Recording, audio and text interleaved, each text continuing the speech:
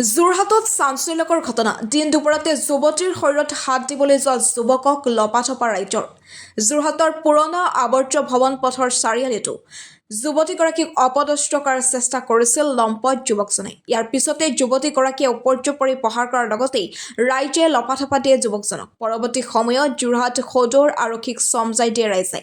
যুৱকজনক ইতিমধ্যে জাজিমুখ বেজৰ চিগাৰ ৰাহুল শইকীয়া বুলি চিনাক্ত কৰা হৈছে। কি নাম? কি নাম? কি নাম? কি নাম? নামটো কি? কি নাম? কেলে মাৰ খালে? কেলে মাৰ পিটে? মই একো কোৱা নাছিলোঁ। হয় হাতটো আহিছিলে গা হয়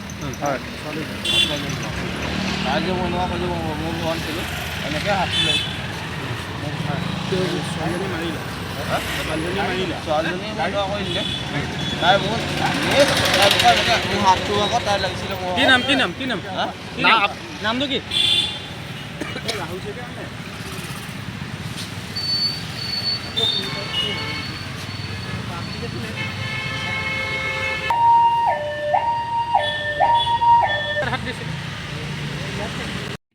যিকোনো খবৰ বিজ্ঞাপনৰ বাবে যোগাযোগ কৰক 7896121996।